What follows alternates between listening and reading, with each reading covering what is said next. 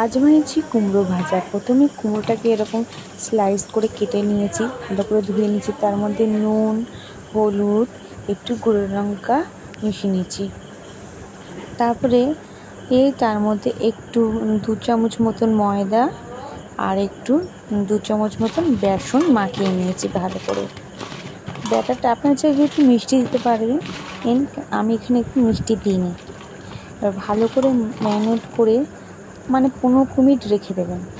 তারপর একটু সামান্য একটু জল দেবেন। হ্যাঁ, আমি এখানে জলটা দেখাতে ভুলে গেছি। ভালো করে এরকম একদম মাখো মাখো হয়ে যাবে। তো এখানে আমি তেল গরম করে নিয়েছি, সাদা তেল নিচ্ছি, তো আপনারা সর্ষের তেলে ভাজতে পারেন। তো তেল করে এক এক করে কুমড়ো ভাজাগুলো লো ফ্লেমে ভাজবেন। তো কুমড়ো ভাজা হয়ে গেলে এবং আপনারা চাইলে ঢাকা দিয়েও করতে পারেন। তো একটা হয়ে গেলে ওই পিঠটা লো ফ্লেমে ভেজে নেবেন। তো আপনাদের এখানে যতক্ষণ ভাজছে ততক্ষণ আপনাকে বলতে চাইছি যে আমার ভিডিওটা খুব খারাপ হচ্ছে, যদি ভালো হয়ে থাকে তাতেও আপনারা জানাবেন, আর যদি খারাপ হয়ে থাকে তাতেও আপনারা জানাবেন। And please like and share করুন আর কমেন্ট করুন।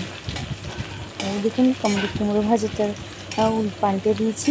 এবার আমাদের কুমড়ো ভাজাটা রেডিও হয়ে গেছে আমাদের। আপনারা এরকমভাবে একবার কুমড়ো ভেজে দেখবেন, আপনাদের ভালো লাগবে, ট্রাই করে দেখবেন। হ্যাঁ, আপনারা চাইলে মিষ্টিটাও কিন্তু অ্যাড করতে পারেন, কিন্তু আমি এখানে মিষ্টিটা অত ভালো লাগে না, এমনিতে কুমড়োটা মিষ্টি আমার, এই জন্য মিষ্টিটা অ্যাড করিনি আমি। দেখুন কুমড়োটা কেমন মুচমুচে ভাজা হয়েছে লাল লাল করে, তাই আমি একটা পাত্রে তুলে নিচ্ছি। আমার এই ভিডিওটাতে ভালো লাগলে আপনারা প্লিজ শেয়ার করবেন অ্যান্ড লাইক দিয়ে যাবেন অ্যান্ড সাবস্ক্রাইব বাটন ক্লিক করবেন। Thank you.